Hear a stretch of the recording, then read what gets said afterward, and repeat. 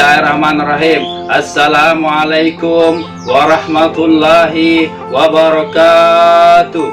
Alhamdulillahi rabbil alamin. Wassalatu wassalamu ala asrafil anbiya'i wal mursalin Sayyidina Muhammadin wa ala alihi wa ashabihi ajma'in. Ashhadu an la ilaha illallah wa ashhadu anna Muhammadan abduhu wa rasulullah.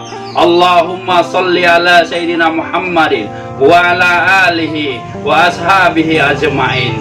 Ya ayyuhalladzina amanu taqullaha haqqa tuqatih wa la tamutunna illa wa antum muslimun.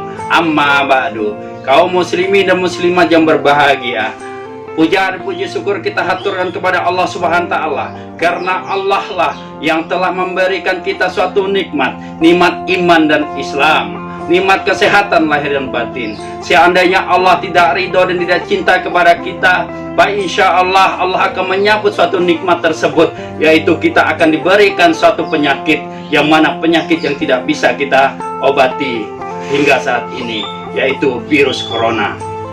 Tapi tatkala kita punya usaha, kita ikhtiar, maka insya Allah penyakit itu akan bisa, dan Allah akan sembuhkan penyakit yang ada di dalam tubuh kita ini. Maka bersyukurlah kita kepada Allah, karena kita masih diberikan suatu nikmat kesehatan lahir dan batin. Kedua kalinya, selawat berbingkai salam kita haturkan kepada orang yang sangat kita cintai, kita banggakan, kita sanjung-sanjungkan. Meskipun kita belum pernah ketemu dengan beliau, belum pernah berjumpa dengan beliau, belum pernah bercakap-cakap dengan beliau, bahkan kita tidak pernah tahu bentuk tubuh beliau. Kemudian kita juga tidak pernah tahu mancung apa pesek hidung beliau. Kecintaan, ketaatan kita terhadap umat Islam, kecintaan dan ketaatan kita terhadap beliau, maka Rasulullah sallallahu alaihi wasallam telah mengajarkan kita, inna dina indallahil Islam. Begitulah kecintaan kita terhadap beliau. Maka kita sebagai umat Islam bersama-sama untuk menjaga keharmonisan, menjaga imunisasi yang ada dalam tubuh kita ini, agar kita selalu hidup sehat. Hadirin kaum muslimin dan muslimat yang berbahagia, terjadinya virus corona ini dikarenakan orang-orang mengkonsumsi makanan yang tidak halal dan makanan tidak baik. Kenapa saya sampaikan demikian? Terjadinya virus corona ini atau COVID-19 ini, itu terjadi karena orang-orang mengkonsumsi, memakan, jelas-jelas babi itu haram dimakan, anjing itu haram dimakan, kelelawar itu haram dimakan, bahkan ular pun yang sudah jelas-jelas haram dimakan pula. Hadirin kaum muslimin dan muslimat yang berbahagia, tatkala orang-orang sudah menikmati, terasa rasa nikmat di bibirnya atau di mulutnya, dia sudah lupa dengan mana yang haram, mana yang halal, mana yang tidak baik, mana yang buruk. Dia sudah lupa. Akhirnya dimakanlah semua, dikonsumsilah semua apa yang hidup di permukaan bumi, dia makan. Akhirnya Allah berikan azab, Allah berikan dia penyakit, yang mana penyakit virus corona ini belum ada obatnya hingga saat ini. Benda yang tidak, virus yang tidak pernah kelihatan, virus yang tidak bisa dilihat oleh kasat mata, tapi bisa mematikan umat manusia. Di seluruh dunia ketakutan, bahkan di negara Indonesia pun ketakutan dengan virus yang tidak pernah kelihatan oleh kasat mata, tetapi dapat mematikan manusia di permukaan bumi ini. Inilah Allah berikan suatu azab kepada orang yang suka makan-makan yang tidak baik, makan makanan yang haram. Di sini Allah telah jelaskan di dalam surah Al-Baqarah, di dalam beberapa ayat yang lainnya, tapi saya menjelaskan ini dalam surah Al-Baqarah ayat 168. Ya ayyuhan nasu kulu mimma fil ardi halalan thayyibah wa la tattabi'u khutuwatis syaiton innahu lakum aduwwum mubin.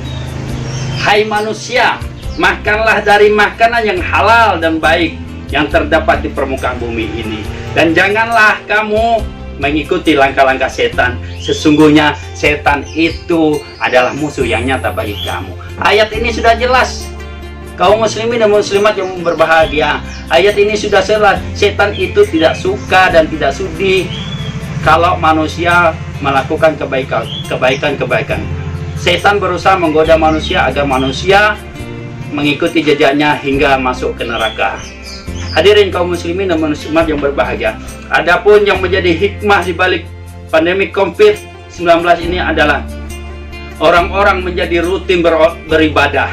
Bayangkan sebelum COVID ini masyarakat, orang-orang yang memeluk agama, orang-orang Islam, masjid-masjidnya sepi, gerejanya sepi, kemudian vihara-viharanya sepi. Tapi dengan adanya COVID ini, maka orang-orang akhirnya taat beribadah, rajin beribadah.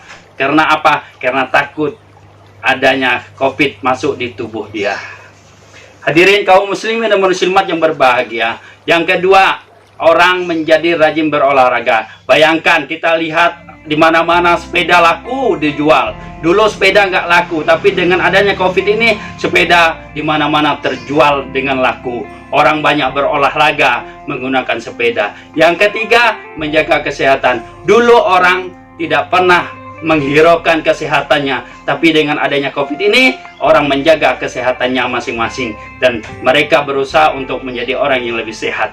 Keempat, menjaga pola makan. Dulu kita sembarang makan, tapi karena Allah berikan dia suatu cobaan COVID-19, maka dia berusaha untuk menjaga pola makannya dengan baik. Yang kelima, orang akhirnya mengkonsumsi makanan yang halal dan baik. Begitulah Allah berikan memerintah kepada dia agar hidup kita sehat dan kita terhindar dari COVID-19. Hadirin kaum muslimin dan muslimat berbahagia, sebelum saya mengakhiri ceramah ini, maka ada beberapa hal yang ingin saya sampaikan. Yang pertama, mari kita bersama-sama mencuci tangan dengan sabun, dengan air yang mengalir dan dengan sabun. Yang kedua, kita menutup masker, dan alhamdulillah saya membuat masker dengan batik Dayak.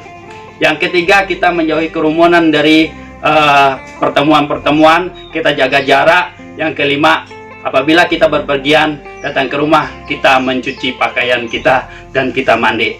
Demikian yang dapat saya sampaikan. Mohon maaf atas segala kekurangan. Wabillahi taufiq walhidayah. Assalamualaikum warahmatullahi wabarakatuh.